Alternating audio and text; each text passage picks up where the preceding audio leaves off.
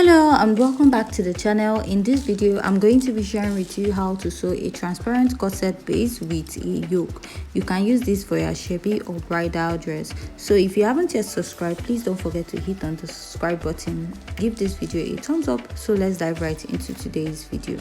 So first we stopped at this part after we wrapped the upper part of this dress, and next we are going to be inserting our cup, and to do that we are going to be adding a dart to our cup.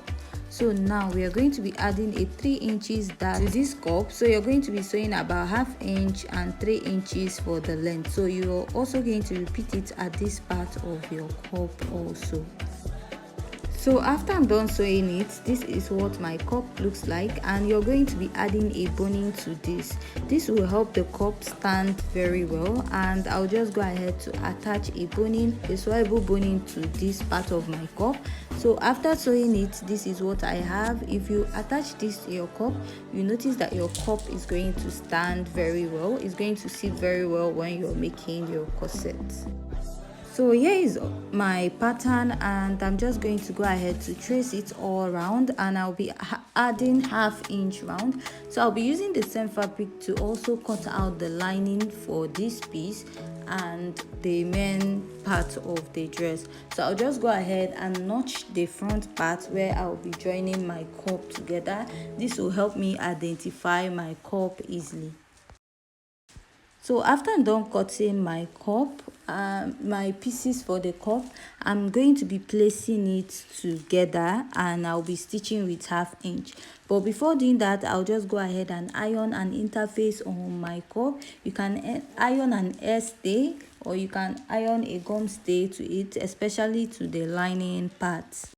So I'll go ahead and I'll be opening it, and I'll place each cup at the side is supposed to be. So with this way, it's going to help me not to misplace my cup, rather the pieces that I cut out for my cup. So I'll go ahead, iron an stay or interface to it. I'll stitch with this with 1/2 inch, and I'll join it, and I'll also repeat at the other side. So I've gone ahead to iron this out, and I stitched it with 1/2 inch. So now I'll go ahead to attach my cup on the right part of the fabric that I'll be using as the main one.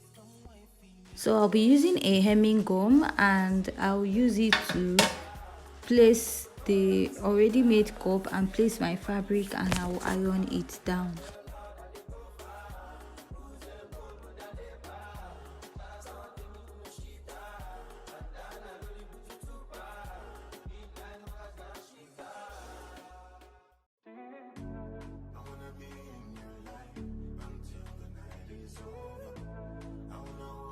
So after that, I'll go ahead and notch my cup, and I'll go ahead to attach the back part first before going ahead to attach the part that has a cup on it. So I'll take the center of my cup, and I'll go ahead to pin it all the way around. So after I'm done pinning my cup, the next step is just to go ahead and stitch it up with 1/2 inch round. So after I'm done stitching my cup, this is what I have, and turning it to the wrong side, this is what it is looking like. So after that, we'll be attaching the front part of my cup, and I'll be trimming out some part of the cup. So I forgot to mention that if your bust is 32, you'll be using 34 inches cup. If your bust is 36, you might be using 38 inches. So I'll just go ahead to trace out some part of the cup so that it will allow me stitch down with 1/2 inch. So after I'm done, I'm just going to go ahead to start with attaching it with the upper part. So I'll be placing the right side of the cup facing the right side of the lining, and I will just go ahead and pin it. So you want to make sure that your cup is matching what you have at the lining part, and the lining is matching what you have at the main fabric exactly. So after I'm done pinning this down, I'll go ahead and I will stitch with 1/2 inch and also repeat it at the other side of my cup, and before that we'll go ahead to tuck it in. So here is my cup. I'm done stitching and ironing out. So this is what I have. So you're going to go ahead and you're going to notch your cup all the way around, and after that you're going to make sure that if you have any excess thread or whatever, go ahead to trim it out. So now you're going to start splitting it in this way, and you're going to stitch it down with 1/2 inch. But before doing that, you're going to pin it with your pin to make it easier for you to work with.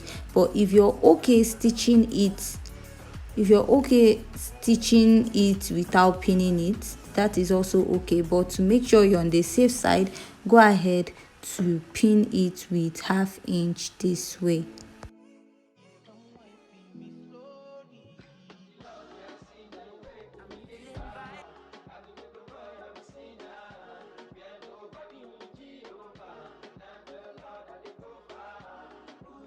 So after I'm done pinning, I'm just going to stitch closely round my cup. That is, you're going to stitch it round on top. So I'll go ahead and I will stitch, and I will repeat this same process at the other side of my cup.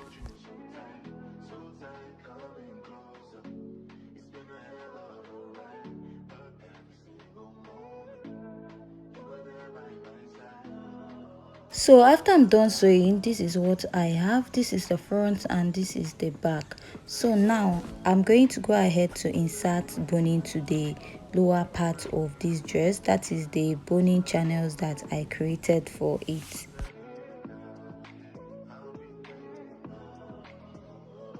So I'll go ahead to add boning to my boning channels. I'll be showing you a few and I'll do the rest offline because it will make the video a bit longer.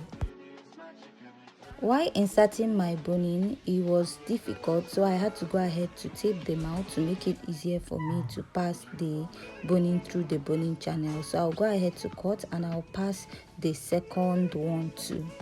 So I'll do the rest offline, and after I'm done doing that, I will go ahead to wrap it with this fabric. So the fabric is about 1.5 inches, and I'll sew it just like when you're using a bias to turn the lower part of your dress.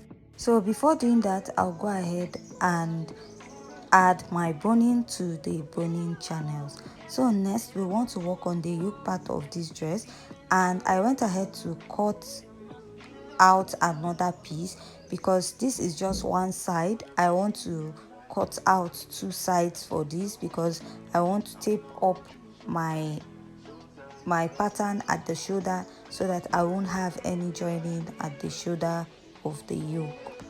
After cutting the front piece, I'll go ahead to cut the back piece, and I'll place and trace out only one for this because I just need two sides and I already have one for this. After I'm done tracing out, this is what I have, and I'll just go ahead to merge up the shoulder point and I will tape it with my cello tape.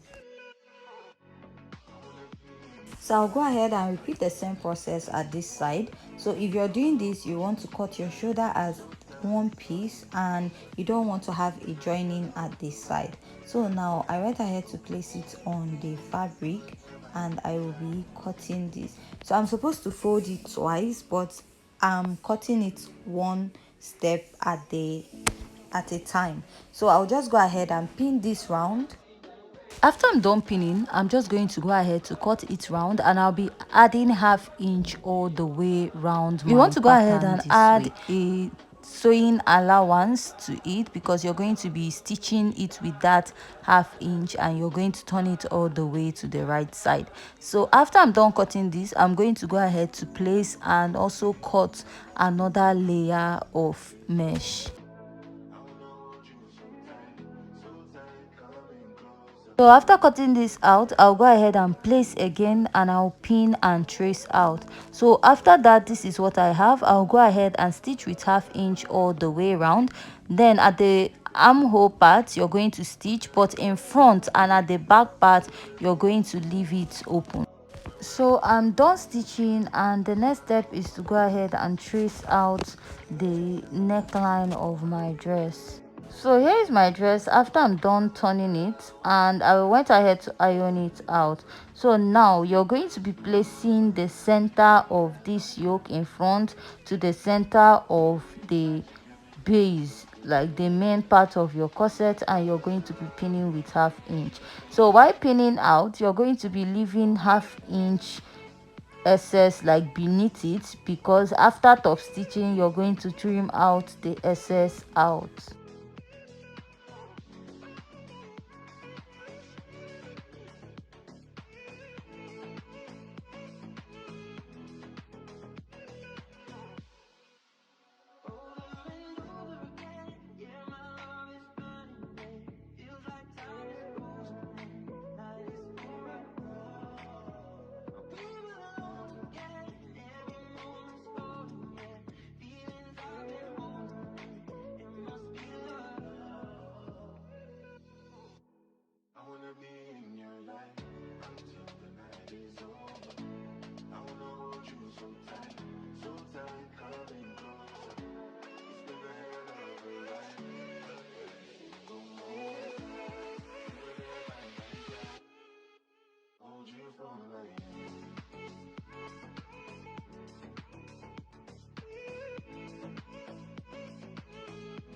Apart from that, there are other ways to attach yoke to your corset base.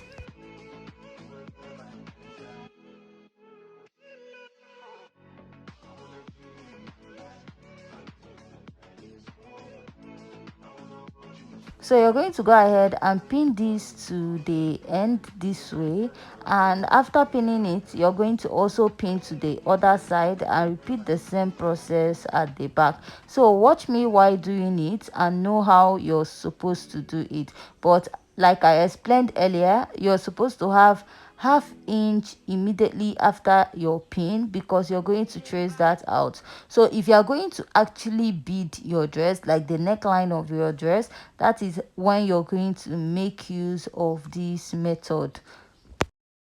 So while pinning for the back, make sure you note where your yoke at the back starts, at the lacing bar area or after at the lacing bar area, and you're also going to go ahead to pin it down.